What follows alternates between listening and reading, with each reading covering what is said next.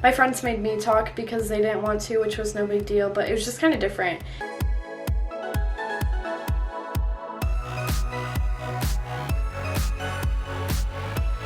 Hey guys, good morning. So starting off today, kind of a crazy morning. Right now, I'm headed over to the park. Blake left early well, not real early. Blake left early afternoon to go for a run at the park and locked his keys in his car. And his phone's almost dead. And the spare key is inside of his car too, because he locked his keys in his car like a month ago and never took the spare set out. So I'm headed over there right now with this. And he's also communicating with Ken's dad, who owns an auto shop, and one of his workers might be at his shop. And they have a Slim Jim, so he might meet him out there and help. But I feel bad just like leaving Blake there with like nobody, a pretty much dead phone and whatever. So I'm gonna come so he can charge his phone. We'll attempt to use this and see. I don't even know what his locks look like. I don't know if you can see my locks. They're just these little buttons, whatever things. Obviously a hanger wouldn't do anything for my locks. So I don't know what Blake's look like. Maybe, I don't know, maybe you can use it to open the car door. No, that wouldn't work. How would that even work? I don't know. I have no idea what I'm doing.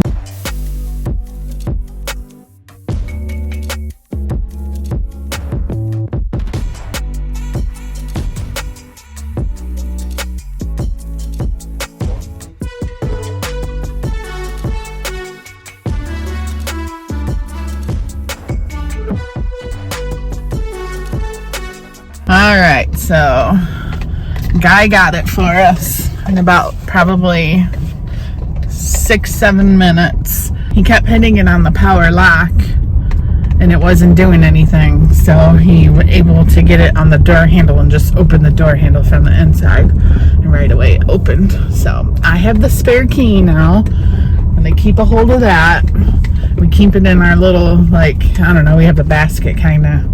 Ken always puts his stuff in there, and everybody's spare keys are in there. Carly's, mine, and now Blake's will be back in the basket. Like I said, if it wasn't the fact that he did this a month ago and we had to go and bail him out, I forget where he was. I think he was just at his buddy's house like a month ago. So we went to give the guy $100, and he at first was like, I don't know, it's good, I don't need it. I'm like, take the money. It would have cost us more than that to call somebody out on a Sunday and come unlock his door, and we probably would have to sit and wait an hour for somebody even just to get there. So totally worth it. So I'm gonna call Ken and let him know, and then head home. Blake was really bummed. Today's his day off.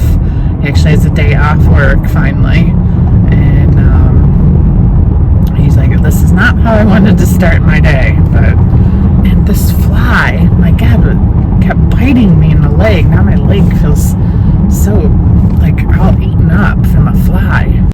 Yeah, look at the floor. Look at this. What'd they do? Look, follow the evidence. Oh, right here. So they tore it up over there. Yeah. Tore it up over there. It's all over the floor. What is this big pile right here? There's a big pile. What the? Excuse me. Hey. They know. I know you did that. That's why he came running up to my room and hiding under my couch. Yeah. Why did you do that? No, him. He went hiding under my couch. Bean. Look. Did you do this? Is this you? This is very bad. Bad boy. Is he hiding behind me? Yeah. Did you do this? Toby. Look. Did you do this? Did you chew the plant? Did you do this? That's a bad boy. Bad boy. I'm gonna get you. I'm gonna get you. He would.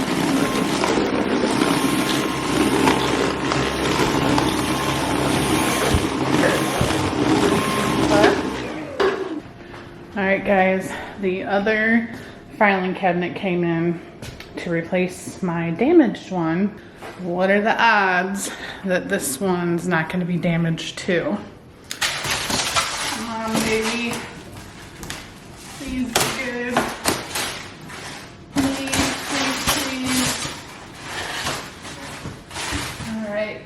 looks good.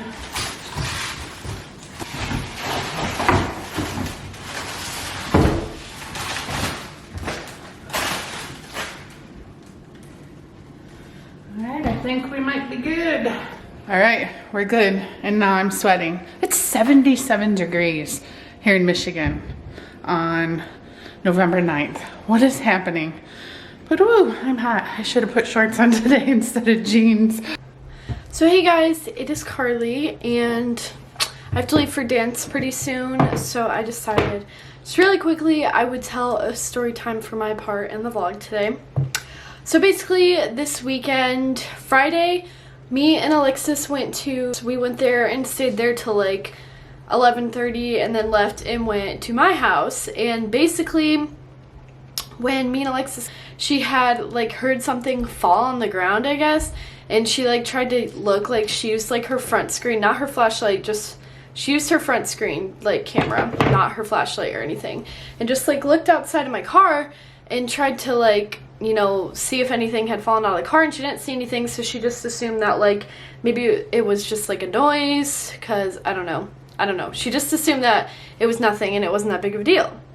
So then the next morning, Alexis was like, I can't find my purse, and we were trying to think back. We went to Kroger the day before, but we went to Alexis's house and then Kroger, so it wasn't at Alexis's house for sure, so it was either at or my house. So we looked in my bedroom and we were like, oh well, I guess it's not here, so we were like, oh, her purse is missing. And so then Alexis realized, like the night before, she had heard the thing drop on the ground, I guess, and she was like, maybe that was my purse. I mean, she's like, the odds are pretty low of that happening, but like, where else is it? So we went around asking like all stuff, and I'm telling you, we looked through my bedroom like head to toe at least like 3 or 4 times, so it definitely wasn't like anywhere. Like then we were like 100% sure. We called Kroger, we went to Kroger, and you know, it wasn't there either. So Alexis was like, I'm 95% sure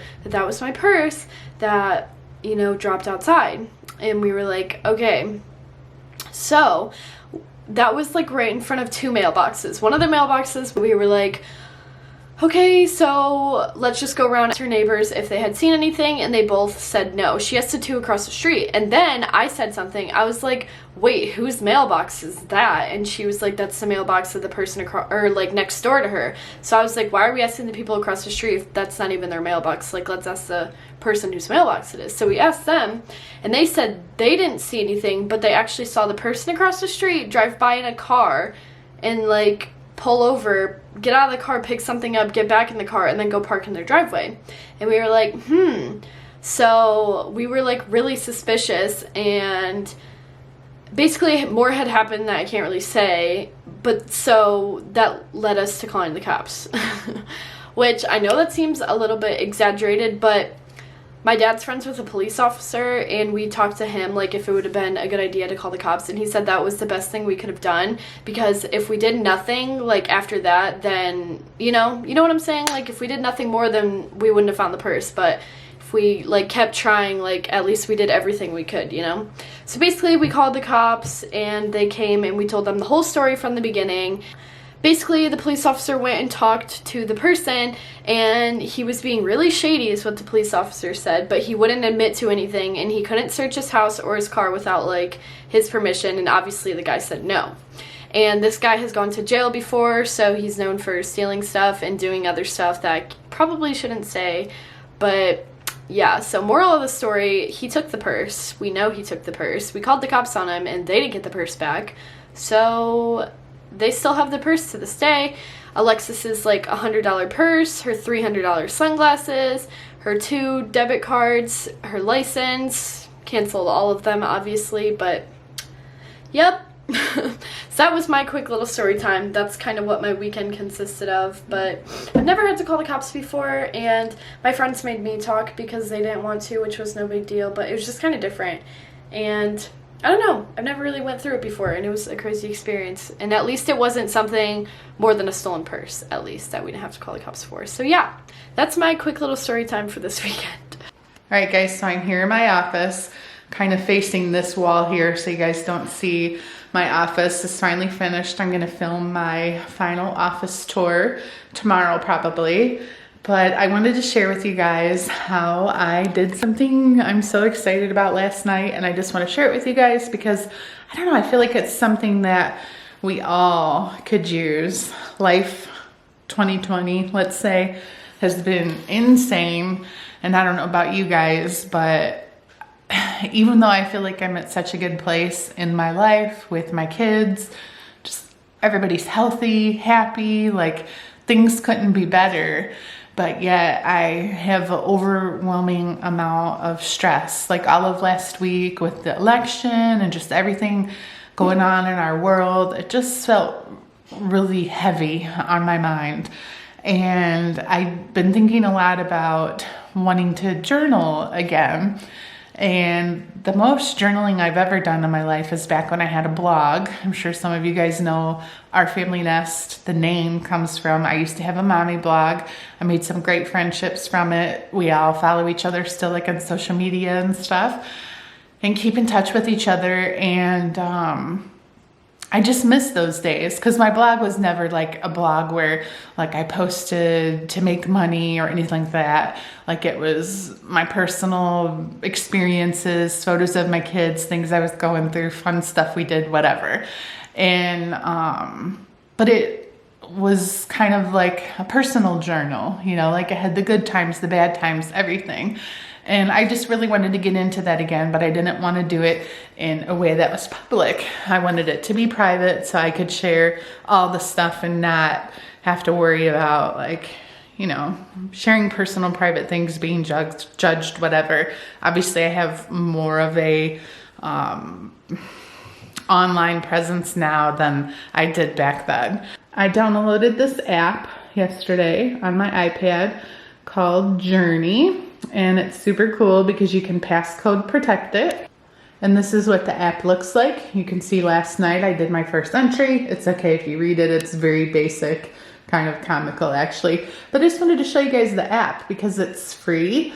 And it syncs from your iPad to your iPhone to even your MacBook. So depending on what devices you have, you know, it syncs from one to the other. So you can, you know, type on your computer one day, your phone the next, jot down things, whatever. And I just really enjoyed it. I started writing the post at like 11:37 last night, probably wrote till a little after midnight, and I touched on so many different things with the kids, things that I had been thinking and feeling, goals that I have for myself, things I want to work on, things I'm looking forward to for 2021, personal things, business things. Like I wrote it all because I can type pretty fast. That's why I decided to go with the digital route with a journal versus writing, because number one, you can do it in the dark because you have a screen.